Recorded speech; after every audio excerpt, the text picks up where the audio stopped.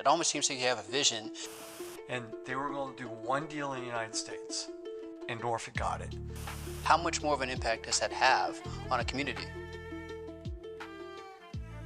You go to the sergeant room at the Slover Library and you look at the pictures of the buildings that we had in this downtown, it'll make you cry. You look over your shoulder and see some right there. They were so, like you said, architecturally significant and different.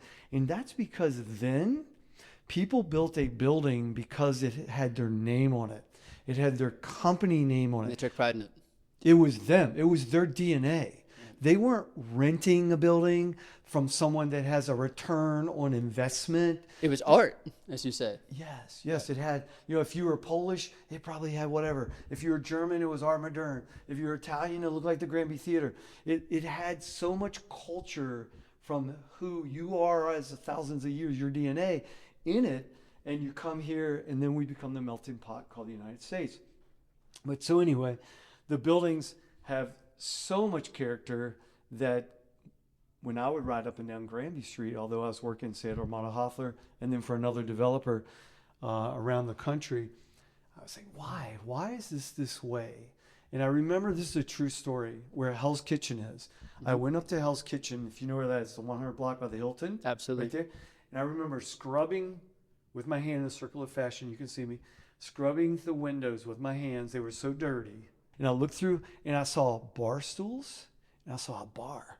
And I immediately saw life. Right. I looked back. I was like, wow. And I'd seen the pictures of, there were so many people on the streets of Norfolk in coats and ties and dresses, immaculately dressed, pressed elbow to elbow, cars everywhere. Small New York.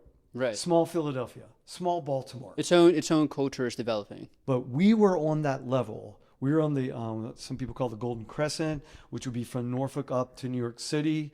And so you take your port cities. So you have New York, Philadelphia, Baltimore, I guess the Potomac and DC, Richmond, and Norfolk. Key port cities. And a lot of buildings here on Granby actually have sister and brother buildings in those port cities. Wow. Where Moe's is, where Moe's is next to the Glass Light? Mm-hmm. That was a headquarters of a bank. Mm-hmm. And that same building, maybe a little bigger, is in New York, Philadelphia, Baltimore, Richmond, and here. Okay. So for a period of time during history, Norfolk was on the same trajectory for the rest of the Northeast. We started to lean towards other things, and then leadership did not follow the Baltimores and the Phillies and the New York. So again, I'm looking at the district and I'm thinking, why? We should be able to do the same thing they're doing in any other market. We should be able to do it here. Right. But we have a kind of pizza, hamburger, and beer mentality in this metro area. Right. But I'd like to say we don't. But a lot of people say, because I've looked back through the years and I've seen where people will say, we cannot have an amphitheater. Like before there was an amphitheater at Virginia Beach, there was an argument. No one's going to spend $20 to go to a concert. That was the argument? I remember these. Wow. And not only did we get an amphitheater, it excelled, and we have two. Right. We have a smaller one in Old Town, right? I remember when the ballpark, as a kid, we would go out on 64 by the airport. That's where the Tides were located. Right. And when the ballpark got older, some people wanted to bring it downtown. And there was an argument against downtown then. No one will go downtown, blah, blah, blah. I don't know what happened. Thank God it did. Right. It was built here. And that park, if you don't know it, Harbor Park, has had more architectural accolades across the country about its design, its beautiful. Way it sits, the beauty on the river, and the attendance proved it right. Right. So when it moved to the new, the attendance spiked. You build it, they will come.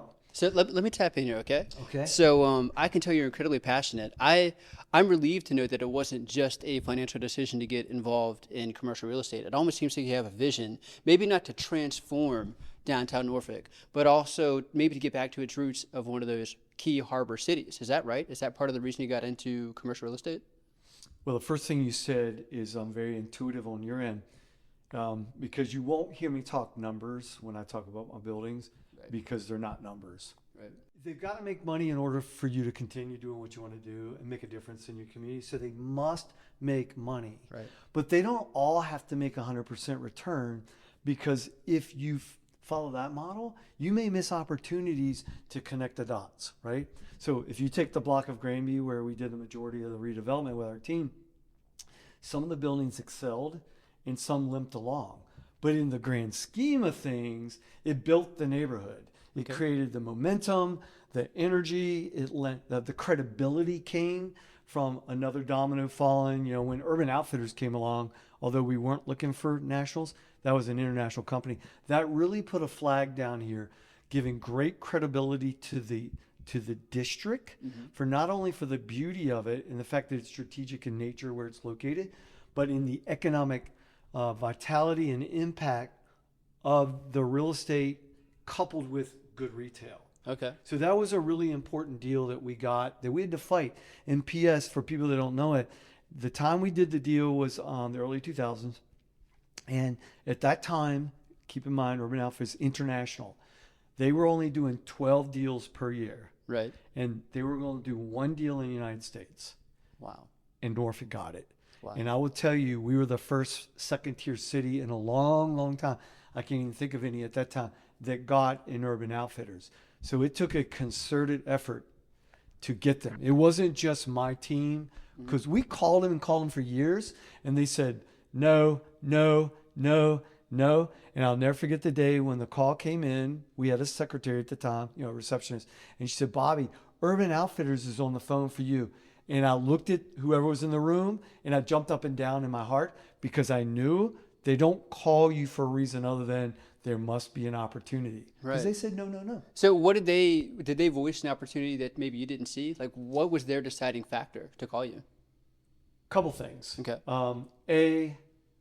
They acknowledged through not only our efforts, but economic development and other people, that this was a great market. We're kind of we're an overachiever. Right. Like, I wouldn't say everybody's talking about Hampton Roads, but when they come and they realize what's here, most people go, wow. Overwhelmed, almost surprised. There's so much here. We don't know these things, and we're a really bad storyteller. Hampton Roads does not tell its story. And there's so many good stories to tell. I just, So after being here for so many years, I just learned about all the history with the Cannonball Trail and things like that. And it's just like, man, so cool, right? How does not every person in Norfolk know that story? Yeah. How about over there by the Army Corps of Engineers, or by Eastern Virginia Medical? There's a moat, one of the key battles of 1812. Right. And it's there. You can go tour it. You will never see a sign anywhere. I'm like, why? It's like Hampton Roads history is a secret to everyone that lives here. And to us, because most people who live here in Hampton Roads are not from here. I got you. They're not. You know, we're a very fluid area. Well, I guess a lot of people coming from the military, I imagine, and maybe a lot of them stay afterwards. Which is good, though.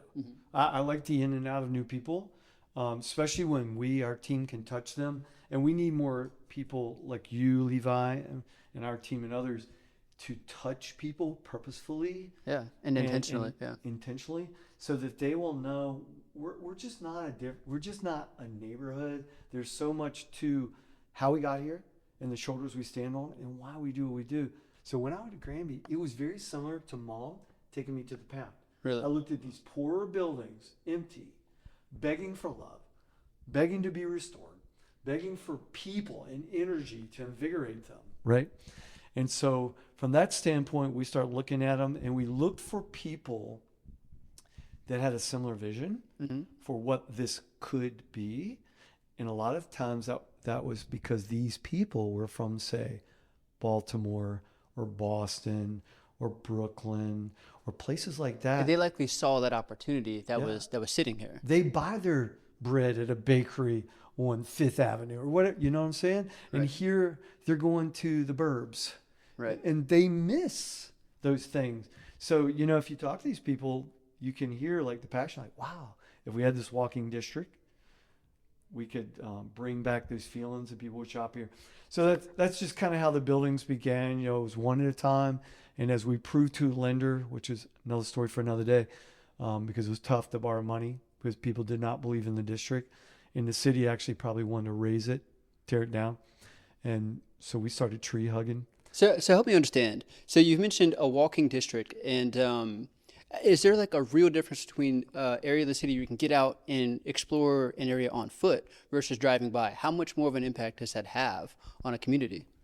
Well, I'll ask you, town center, How long's Town Center been around? Town Center. So Virginia Beach. I would be speaking entirely out of ignorance, so I couldn't even guess. Just a guess. I would say it's been around 15 years. I don't know either. Probably 15 years. See, I was about to say 100. I have no Granby idea. Street has been around for hundreds of years. Right. These buildings are hundreds of years old, but before that, there were smaller buildings here.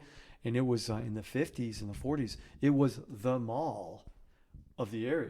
It was a walking district. Right. So all of that success gave people like Dan Hoffler and DeVaris probably the courage to step out and say, let's create a town center that's open face. It's not a closed-in mall like MacArthur Center was. It kind of beckons back to 100 years ago. Yeah. Right? Like MacArthur Center is not town center. And what are we now doing? The city of Norfolk bought them all.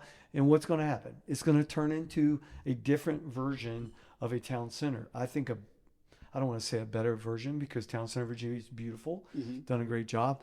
But they'll both stand on their own merit. Yeah. But there will be a lot of history with this one because Market Street, which is right outside this window where I'm talking with you, was truly a market. There are pictures in the library of people holding chickens by their feet, cutting the heads off right here in downtown Norfolk.